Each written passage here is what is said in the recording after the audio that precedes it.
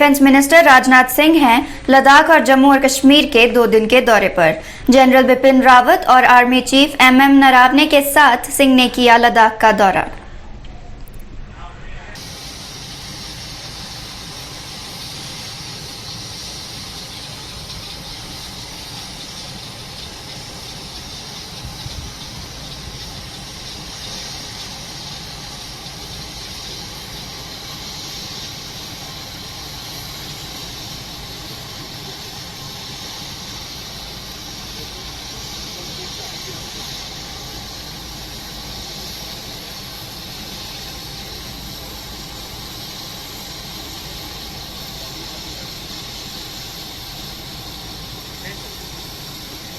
आज जिला पुंछ में डिस्ट्रिक्ट लीगल अथॉरिटी पुंछ की जानिब से मनाया गया world day of international justice.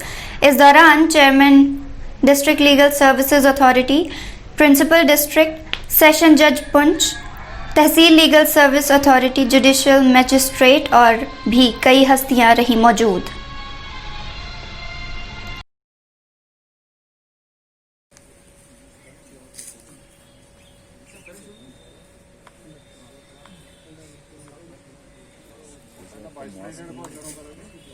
पहले अपना के ऐसे में यार आप ही बोलो तो और कौन बोलेगा? वो सारे बोलेंगे, सब बोलेंगे। आज ही के दिन not only in India, this day is celebrated all over the world.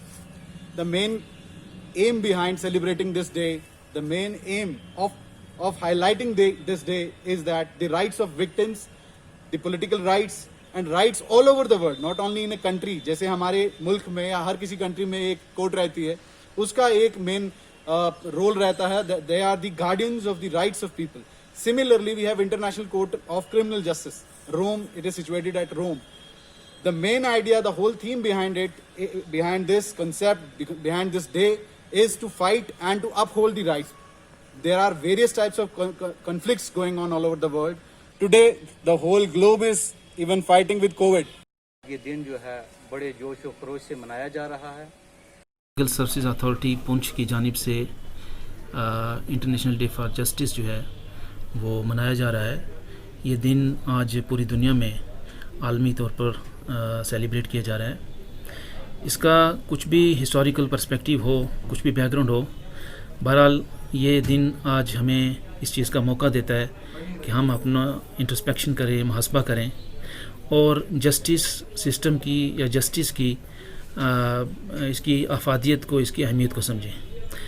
मैं इस दिन के हवाले से ये बताना चाहूँगा कि जस्टिस जो है ये सिर्फ कोर्ट्स तक कन्फाइन नहीं है, ये वहाँ तक महदूद नहीं है कि कोर्ट्स में ही जस्टिस होता है, बल्कि हमें हर स्फीयर ऑफ लाइफ में, जहाँ भी जिस शोबे में हम काम कर रहे हैं, जिस नेचर का भी हमारे पास काम है, चाहे वो स्कूल टीचर है, वो एक ब्यूरोक्रेट है, वो जुडिशल ऑफिसर है, वो लायर है, हमें जिस स्फीयर में भी काम कर रहे हैं हमें वहाँ ये जस्टिस जो है वो डिलीवर करना है.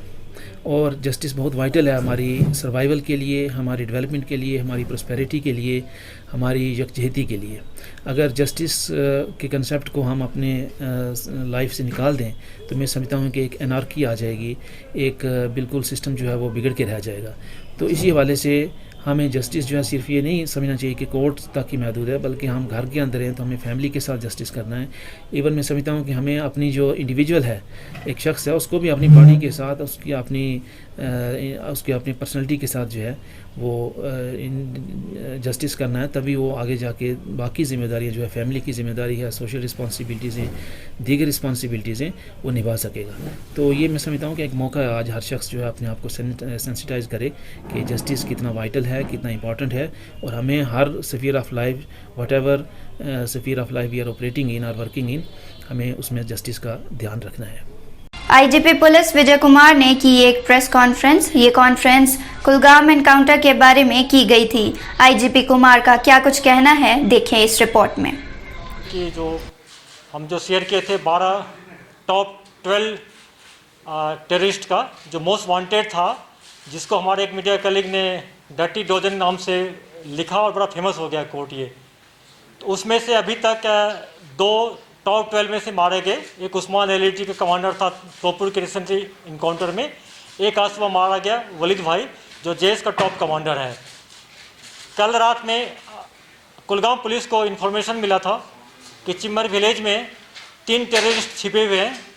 कुलगांव पुलिस, आर्मी और सीआरपी ने कॉर्डन डाला और आज मॉर्निंग में जब सर्च शुरू किया तो इनकाउंटर शुरू हुआ, जिसमें हमारे आर्मी के 3 जवान जख्मी हो गए और 3 टेररिस्ट मारे गए। 2 का अभी तक पहचान नहीं हुआ है। एक मिलिटेंट का पहचान हुआ जो बहुत फेमस था, जैश का कमांडर वलीद भाई, पाकिस्तान का है और पिछले 1.5 साल से यहाँ एक्टिव है और ये आईडी एक्सपर्ट भी है। अभी तक हमारे कॉर्डन से इनकाउंटर से 4 बार भागने में कामयाब होगा। रिसेंटली जो इनकाउंटर में भाग गया था उसमें ये सब पिका गन, जो मशीन गन था, मिला था हम लोगों को।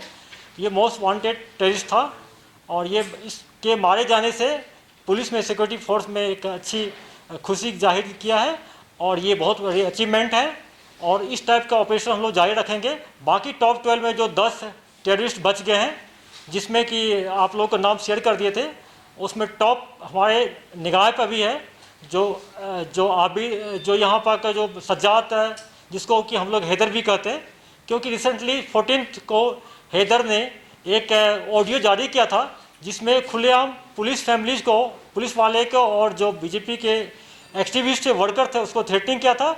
उसके नेक्स्ट डे एक हमारे वर्कर को किडनैप किया और उसके बाद उसको रेस्क्यू कराया गया। हमारे बहुत सारे मीडिया कर्मी को, फ्रेंड्स को कुछ इसमें कन्फ्यूजन था कि ये मिलिटेंट का हैंडीवर्क था, मिलिटेंट ने किया था, इसमें कोई नहीं है। और मिलिटेंट क्यों करता है? क्योंकि पाकिस्तान की तरह से मिलिटेंट को बहुत इंस्टिगेट किया जाता है कि कोई यहाँ वायलेंस करे, लोगों में टेररिज्म फैलाए या आतंक फैलाए, लोगों में डर फैलाए। इसमें जो हमारे चाहे पॉलिटिकल वर्कर हो, चाहे हमारे पुलिसकर्मी हो, जो हमारे स्टाफ पुलिस पर्सनल है, वो सॉफ्ट टारगेट होता है हरदम, क्योंकि उसको रात में घर जाना होता है। जब घर जाते हैं तो उसके साथ कोई हथियार नहीं होता है, कोई सिक्योरिटी नहीं होता है। ये मोस्ट वल्नरेबल एस्पेक्ट है। हम लोग एरिया को भी डोमिनेट कर रहे हैं और इस टाइप जितने भी टेररिस्ट जो हम लोग को थ्रेटनिंग कर रहा है उसको न्यूट्रलाइज भी करते जाएंगे। और मैं मिलिटेंट्स को यह भी कहना चाहता हूँ कि आपने जो ऑडियो में कहा था कि पुलिस मिलिटेंट्स की फैमिली को परेशान कर रहा है, ये टोटली गलत है। सिर्फ हम लोग मिलिटेंट्स के एक फैमिली मेम्बर को, एक के जो मिलिटेंट मारे गए उनके मदर को अरेस्ट किए, क्योंकि उनके खिलाफ बहुत सारे सबूत है। उस सबूत के कारण ऑनरेबल कोर्ट ने उनको बेल देने से मना किया है। ये फुल प्रूफ है, इसमें एविडेंस काफ़ी है। हम लोग किसी मिलिटेंट की फैमिली को तंग नहीं करते, ये गलत एलिगेशन है। इनफैक्ट मिलिटेंट्स हमारे निहत्थे पुलिस वाले को, सिविलियन को टारगेट करते हैं। जैसे कि फौजी भाई के मरने के बाद 2 टेररिस्ट था जो कि आईडी एक्सपर्ट था, खास के पाकिस्तानी। उसमें अदनान है जिसको लंबू बोलते हैं, दूसरा था वलीद भाई। वलीद भाई मारे जाने से नेशनल हाईवे, खास करके काजीकुंड, कुलगाम एरिया और कुलगाम डिस्ट्रिक्ट शोपियान में कुछ सिक्योरिटी का एहसास होगा।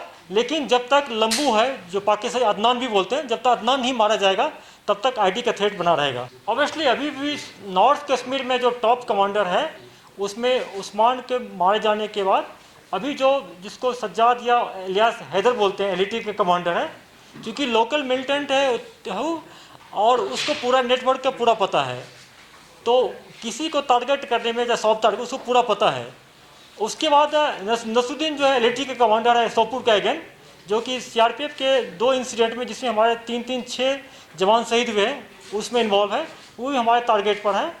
और आप लोगों को पिछले पीसी में नाम भी लिखा दिए थे और अखबार में आ गया टॉप 12 का, अभी इसमें 10 बच गया है। काइंडली उसको कंसल्ट करें, रिविजिट करें।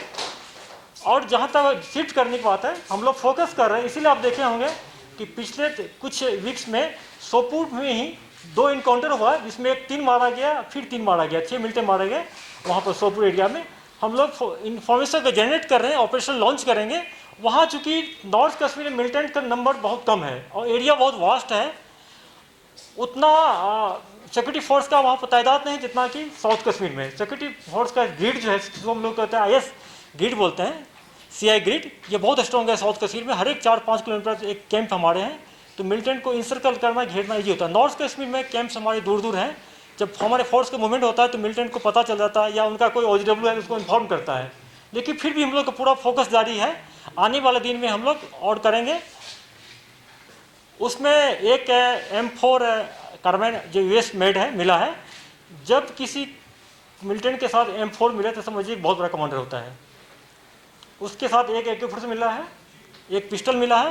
National coordinator Indian youth Congress और पहाड़ी कम्युनिटी के लीडर इफ्तिकार अहमद ने आज प्रेस क्लब राजौरी में की एक प्रेस कॉन्फ्रेंस में क्या कुछ हुई चर्चा, देखें इस रिपोर्ट में। एडमिनिस्ट्रेशन है, उन्होंने एक नोटिफिकेशन जारी किया और उस नोटिफिकेशन में ये मेंशन किया गया कि जो पहाड़ी स्पीकिंग पीपल हैं उनको कैटेगरी दी गई थी रिजर्वेशन में, रिजर्वेशन उनको दी गई थी स्टेट गवर्नमेंट यूटी गवर्नमेंट की तरफ से।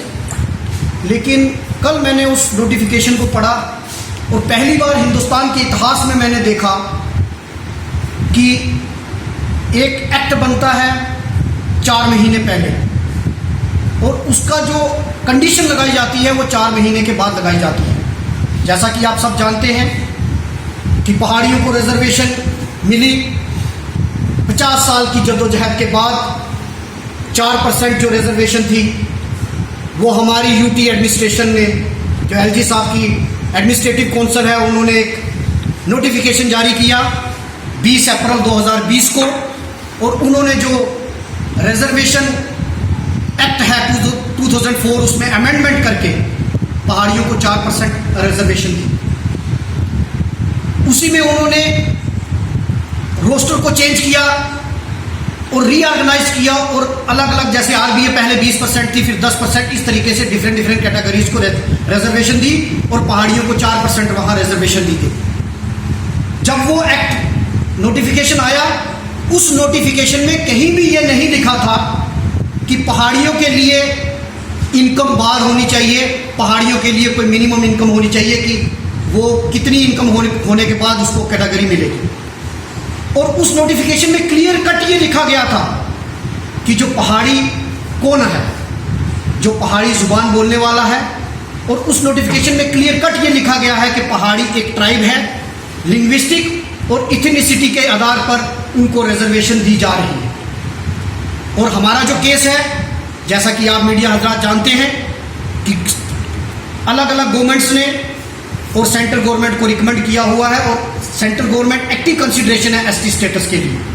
लेकिन जब तक कि एसटी स्टेटस पहाड़ियों को मिलता, एक गवर्नमेंट, जम्मू कश्मीर की गवर्नमेंट ने उनको 4% रिजर्वेशन दी थी। मैं आपके नोटिस में ये बताना चाहूँगा कि उस एक्ट में कहीं भी इनकम स्लैब नहीं था कि 8 लाख की इनकम जिसकी होगी, 8 लाख से नीचे वालों को ही ये इस रिजर्वेशन का बेनिफिट मिलेगा। उसमें क्लियर कट लिखा गया था कि पहाड़ी जो है, जो लिंग्विस्टिक, जो पहाड़ी बोलता है, जिसकी मदर टंग पहाड़ी है और पहाड़ी ट्राइब से जो ताल्लुक रखता है, उसको इस रिजर्वेशन का बेनिफिट मिलेगा।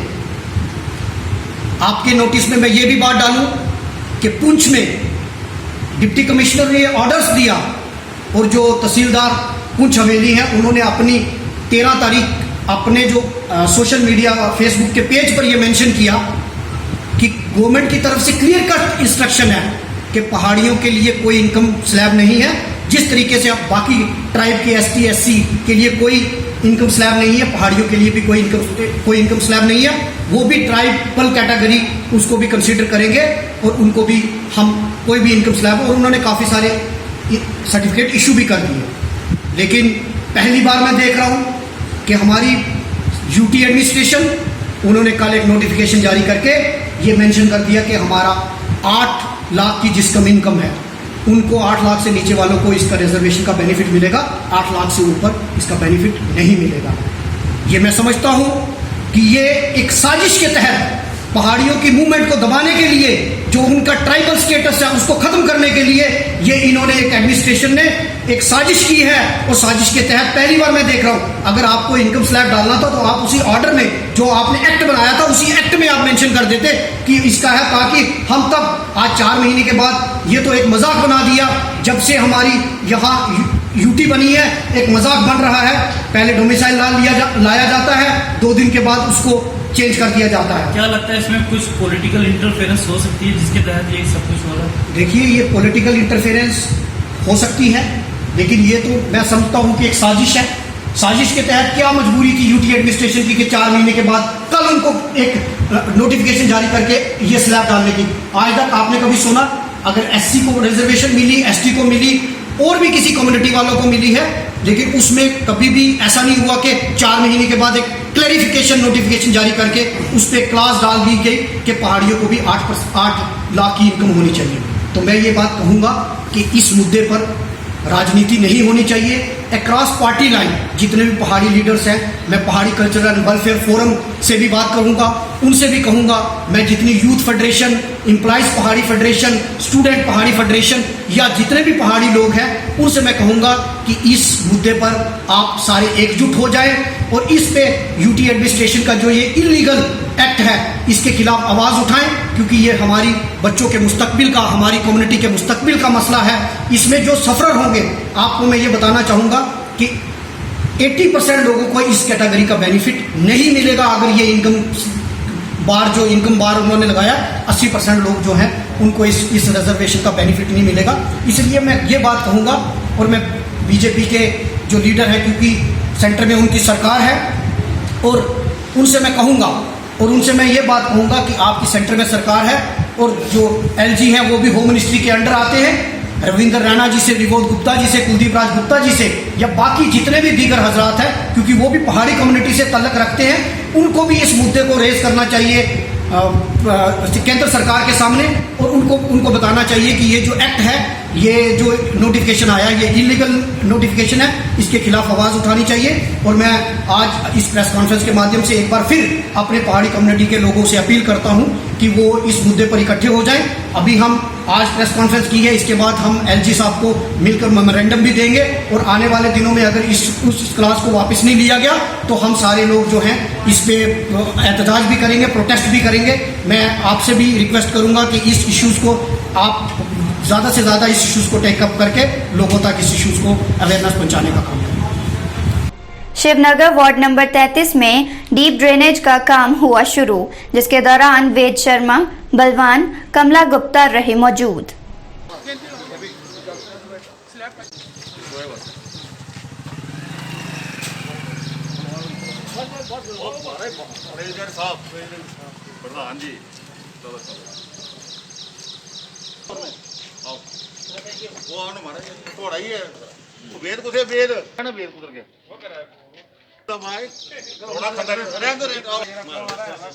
चलो भारत माता की, भारत माता की, नरेंद्र मोदी जिंदाबाद, नरेंद्र मोदी जिंदाबाद, इंजीनियरिंग विंग की हमारे पास कमी थी। यूडी डिपार्टमेंट जो हमारे प्रोमिनेंट एजुकेशनिस्ट और रिटायर्ड लेक्चरर हाजी मोहम्मद बशीर शॉल ने एजुकेशनल पॉलिसी पर जताई नाराजगी। देखें जावेद खान की ये खास रिपोर्ट। हमारा जोन थन्ना मंडी, जिसमें लगभग 136 के करीब स्कूल हैं, इनकी बुक्स डिस्ट्रीब्यूशन के सिलसिले में सेकंड टाइटल जो हमारा अभी पहुंचा है, इसको डिस्बर्स करने के लिए हमने डेट्स लगाई हैं। सोशल डिस्टेंसिंग को मेंटेन रखते हुए उसी के हिसाब से हमने स्कूल की डेट के हिसाब से स्कूलों को बुलाया है।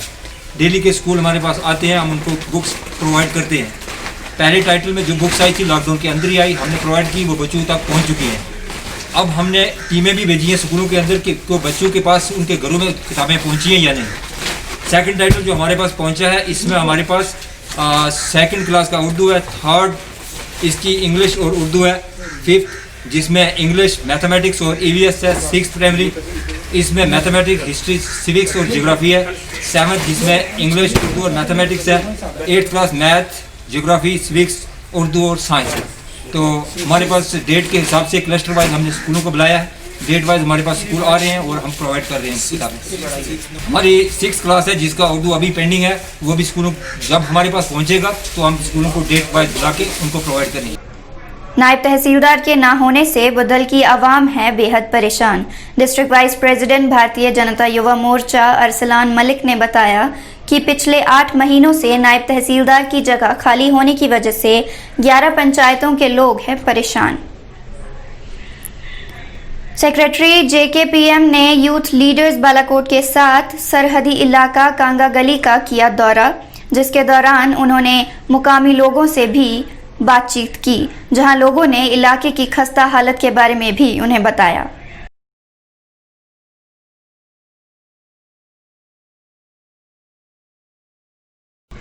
Farmer state president of all India students federation JNK ने जिला इंतजामिया से मलवाना के मुकामी बशीर अहमद के मसले का हल करने की मांग।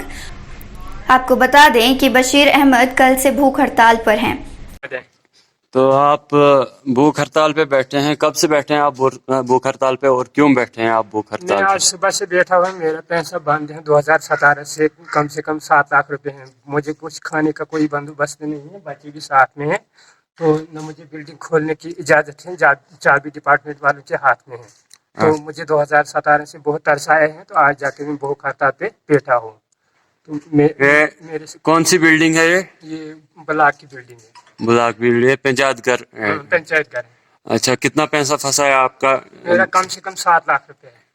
अच्छा, ये कब से फंसा है पैसा? कितने साल? 2017 से फंसा है। बिल्डिंग कब कंप्लीट हुई है? 2017 में मैंने बिल्डिंग कंप्लीट की है, तो 2017 से इन्होंने मुझे अभी तक तरसाए हैं, तो बोलने का पैसा देंगे, तो इन्होंने अभी तक कुछ भी नहीं दिया। तो अभी आपकी क्या डिमांड है डिस्ट्रिक्ट एडमिनिस्ट्रेशन से? क्या चाहते हैं आप? आपका ये जो भूख हड़ताल पे बैठे हैं आप, अब डिस्ट्रिक्ट एडमिनिस्ट्रेशन क्या चाहते हो? अब मैं ये चाहता हूँ कि मेरा मसला हल होना चाहिए, मुझे पैसा मिलना चाहिए। जो मैंने खर्चा किया है, पूरा ज़मीन मैंने बेच दी है, पूरा बीबी का जो जेवर था वो भी मैंने बेच दिया है, तो इसलिए बच्चे भी भूखे अब हो रहे हैं, बच्चों को पढ़ाई के लिए कोई खर्चा नहीं है। तो इसलिए मेरी डिमांड ये है कि मेरा पैसा फौरी तौर पर मिलना चाहिए, नहीं तो मुझे चाबी मिलना चाहिए, मैं बिल्डिंग पे कब्जा करूँ। आप कब तक ये बैठेंगे? आप ये भूख हड़ताल पे कब तक? जब तक नहीं मेरा मसला हल होगा, तो तब तक मैं भूख हड़ताल पे बैठ सकता हूँ। चेयरमैन म्युनिसिपल कमेटी सूरनकोट की तरफ से बुलाई गई एक मीटिंग। इस मीटिंग में उन्होंने कहा कि जो भी ज़रूरतमंद लोग हैं उनसे ये अपील की जाती है कि वो अपना नाम रजिस्टर करवाएं ताकि वो गवर्नमेंट स्कीम्स के तहत फ़ायदा ले सकें। हमारे मुल्क में कोई शख्स जो है घर के बिना ना रहे, तो उनका ये प्रोग्राम है कि मेरे ये 5 साल जो हैं मैं किसी को घर के बिना नहीं रहने दूंगा। तो बहुत अच्छी सोच है, बहुत अच्छी समझ है। हमारा अर्बन जो डेवलपमेंट ये महकमा है, इसमें हमारा टोन जो है नया टोन यहाँ इस्टेब्लिश हुआ है। तो यहाँ कई लोग हैं। जिला इंतजामिया पुंछ ने की एक अनाउंसमेंट, कहा मास्क पहनना है बेहद ज़रूरी, भीड़ भाड़ वाले इलाकों में थूकना पड़ सकता है भारी। अगर कोई भी शख्स कानून की खिलाफवर्जी करते हुए पाया जाता है तो उसके खिलाफ तय कानूनी कार्रवाई की जाएगी। लिहाजा तमाम लोगों से अपील की जाती है कि मास्क का इस्तेमाल करें और विदाउट मास्क न चलें। एक जरूरी ऐलान है, मास्क का इस्तेमाल करें और विदाउट मास्क न चलें। पाया जाता है तो उसके खिलाफ तय कानूनी कार्रवाई की। सब डिवीजन सूरनकोट के गांव सनई में रेवेन्यू डिपार्टमेंट की जानिब से लगाया गया एक कैंपेन। इस कैंप के दौरान मुकामी लोगों को इशू किए गए डोमिसाइल सर्टिफिकेट्स।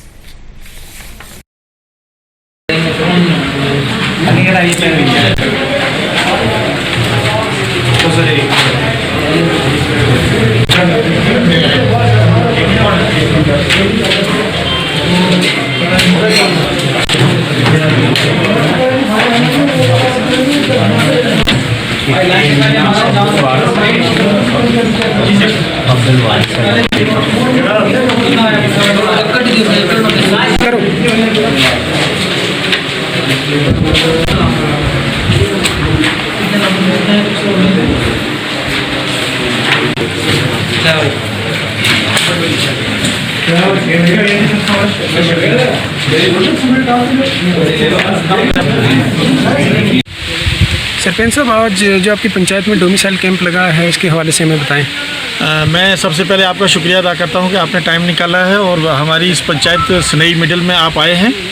ये आज जो कैंप कम से कम 1 महीने से अलग अलग जगहों पर लगाया गया है डोमिसाइल सर्टिफिकेट के ताल्लुक से, ये आज 16 तारीख है। आज हमारी इस पंचायत मिडिल सनई में कैंप जो है वो तहसीलदार साहब की क़यादत में लगा हुआ है और यहाँ पे जो यूटी जम्मू कश्मीर की गवर्नर साहब ने, लेफ्टिनेंट गवर्नर साहब ने जो एक आर्डर निकाला है कि डोमिसाइल सर्टिफिकेट जो है वो लोगों को इशू की जाए, उसके तलक से यहाँ पे आज एक ज़बरदस्त किस्म का कैंप लगा है और कामयाबी से रवां दवां है। इस वक्त तक लगभग 400 सर्टिफिकेट जो है डोमिसाइल इशू कर दी गई हैं।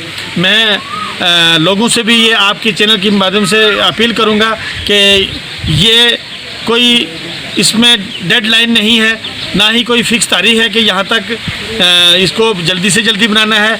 ये सर्टिफिकेट की तरह है, ये बनती रहेगी। इसमें जल्दी करने की कोशिश लोगों से मेरी अपील है ना करें और आराम से एडमिनिस्ट्रेशन का कोऑपरेट करें, ताकि एडमिनिस्ट्रेशन जो है ये लोगों को अच्छे तरीके से अपनी डोमिसाइल सर्टिफिकेट जो है वो इशू कर सके। मैं SDM सुरनकोट और तहसीलदार सुरनकोट, नायब तहसीलदार हेडक्वार्टर सुरनकोट और नायब तहसीलदार लसाना, नायब तहसीलदार मढ़ोट, मैं उन तमाम एडमिनिस्ट्रेटिव लोगों का शुक्रिया अदा करता हूं और उनके हम मशकूर हैं कि जिन्होंने यहाँ पे आके लोगों में कैंप लगा के ये सर्टिफिकेट जो हैं वो जारी की है। मैं लोगों से भी ये अपील करूँगा कि आप तहम्मुल से काम लें, जल्दबाजी ना करें। सर्टिफिकेट जो हैं वो बनती रहेंगी। ये है अवेयरनेस कैंप। ये हमें कैंप जो है ये बताते हैं कि हमने सर्टिफिकेट जो है डोमिसाइल बनानी है। इसमें कोई लास्ट डेट का कोई चक्कर नहीं है, ना ही जल्दी करें। आराम से अपने बच्चों की, अपने बुज़ुर्गों की, अपने लोगों की जो है वो सर्टिफिकेट बनाएं, ताकि हमारे लोग जो हैं वो सफ़र ना हो सकें। शुक्रिया, अल्लाह हाफ़िज़। जी एडवोकेट साहब, आप बताएं जो आपकी पंचायत में आज कैंप लगा है इसके हवाले से। देखो, पंचायत डोमिसाइल कैंप जो लगाया गया है ये सुरनकोट इंतज़ामिया DC साहब के हदायत पर गुज़श्ता कई दिनों से लगाए जा रहे हैं और आज सनई में था। बहुत अच्छा इंतज़ाम किया गया था। हमारे मुतलका सरपंच हैं सैयद वाहिद हुसैन शाह, ये सरपंच एसोसिएशन के सदर भी हैं ब्लाक सुरनकोट के। मैं उनको मुबारकबाद देता हूँ। उन्होंने एक अच्छा वेल डिसिप्लिन प्रोग्राम रखा हुआ था सनई में। इसी के साथ साथ हमारी सुरनकोट इंतज़ामिया में तहसीलदार साहब हैं शराज साहब, और उसके बाद हमारे नायब तहसीलदार तारिक हुसैन शाह साहब और नायब तहसीलदार हाड़ी अख्तराबाद साहब और दीगर जो प्रोबेशन पर तहसीलदारान हैं और पटवारी हमारे हल्का और चौकीदार और हमारे जो दीगर ज़ुमरे में आने वाले हमारे मुलाजमीन हैं, उन सब ने एक बहुत अच्छे वेल डिसिप्लिन से जो है आज यहाँ पर डोमिसाइल सर्टिफिकेट इशू कर रहे हैं और कुछ लोगों को कर दी गई है और कुछ को कर रहे हैं। इसी के साथ साथ मैं ये कहूँगा कि हमारी पंचायत में जो एक माशराती सिलसिला है वो एक बड़े बेहतर तरीके से जो है हमने मैनेज किया हमारे सरपंच साहब की क़यादत में वो, और लोगों को बड़े दस्तूर के साथ जो है कितारों में खड़ा किया गया और बड़े अमन और अमान के साथ जो है डोमिसाइल लोगों को मिल रहे हैं और लोग भी कहीं किसी हद तक खुश महसूस हो रहे हैं। दूसरी बात यह है कि मैं आप तमाम जो आपके चैनल की वसादत से तमाम लोगों से गुजारिश करूँगा कि जिस तरह की हमारे सरपंच वाहिद हुसैन शाह साहब ने एक सनई में एक बेहतर लाए अमल इख्तियार करके जो है डोमिसाइल इशू करवाए हैं, इसी तरह हर सरपंच को करना चाहिए और वो सामने आए और इंतज़ामिया का तावन करे। जिस तरह की हमारी सनई अवाम मिडल पंचायत की अवाम ने इंतज़ामिया का साथ दिया है और तावन किया, और ऐसे बुरे वक्त में जो इस वक्त एक जानलेवा बीमारी का दौर भी चल रहा है, लॉकडाउन का सिलसिला भी है, कहीं पॉजिटिव मुस्बत केसेस के मामला भी सामने आ रहे हैं, इसके चलते भी हमने बहुत अच्छा यहाँ पर रखा है। मैं आप तमाम जो मीडिया टीम का शुक्रगुजार हूँ जो वक्तन फ़क्तन लोगों की और बिलखुसूस गरीब आवाम की आवाज़ उठाते हैं। मैं आपका तहे दिल से शुक्रगुजार हूँ। शुक्रिया। शराज मिडिल पंचायत सही में कैंप लगाया गया है और डोमिसाइल सर्टिफिकेट बनाने के लिए तक महकमा वाल की तरफ से कितने साइलान को जो है। देखिए, जो आज हमारा ये कैंप है, ये हमारा चौथा कैंप है। ये जो हमने विलेज वाइज या नियामत वाइज कैंप लगाने शुरू किया domicile on the direction of our worthy deputy commissioner पंच श्री राहुल यादव जी। आज जो हमारा ये कैंप चल रहा है, ये बड़ा अच्छा रिस्पॉन्स है यहाँ के लोगों का। कहते हैं कि मैं सोशल डिस्टेंस मेंटेन करता, लोगों ने आपने देखा भी है। तो अभी तक हमने अराउंड 400 सर्टिफिकेट डोमिसाइल इशू कर दिए हैं। अभी हमारा ये कैंप चलेगा। हमारा टारगेट है कि आज 800 से 1000 तक हम डोमिसाइल सर्टिफिकेट इस कैंप में सनई में आज इशू करेंगे। सर, आज ये डोमिसाइल कैंप जो लगाया गया सनई में, इसके हवाले से हमें बताएं। ये डोमिसाइल का हमारा ये तहसील सुरनकोट में ये चौथा कैंप है। जब से हमारे तहसीलदार साहब ने ज्वाइन किया था उसके बाद जो एक कैलेंडर शेड्यूल जारी किया था उसी को लेकर ये हमारा ये चौथा कैंप है। इससे पहले 3 कैंप हम कर चुके हैं। अलबत्ता आज का जो कैंप है इसमें हमने देखा है कि यहाँ के सरपंच जो वाइशा साहब हैं उन्होंने एक बड़ा बढ़ चढ़ के रोल अदा किया है। यहाँ पंचायत घर में सोशल डिस्टेंसिंग का प्रॉपर वे से इंतज़ाम किया गया है। उसके अलावा यहाँ पे जो हमें काम करने के जो हमारे एम्प्लॉइज़ हैं उनके लिए इतना अच्छा इंतज़ाम किया गया कि उनको कोई डिस्टर्बेंस किसी तरीके से नहीं हो रही है, जिसको लेके मुझे लगता है कि आज शाम तक हमारे 1000 तक यहाँ के डोमिसाइल सर्टिफिकेट इशू हो जाएंगे। मैं शाम तहसील के आम बाकी सरपंचेस को या बाकी आम पब्लिक को भी ये गुजारिश करूँगा कि अगर हम ऐसे तरीके से, जैसे कि इन्होंने आज एक एग्जाम्पल सेट किया, अगर ऐसे तरीके से हमें काम करने दिया जाए तो अब बहुत जल्द वो दिन दूर नहीं है कि जब हम डोमिसाइल जो है नीडी पीपल्स को प्रायोरिटी पर दे देंगे यहाँ सुनपुर से। सबसे रिक्वेस्ट रहेगी ये सोशल डिस्टेंस मेंटेन रखें और प्रोटोकॉल फॉलो करें। और ये जो एग्जांपल एक वाइशाह साहब सरपंच स्नेही मिडल ने ये जो आज यहाँ पे एक सेट की है, इसी को फॉलो करके सब लोग सब सरपंच सामने आएँ और हमारा ताउन करें।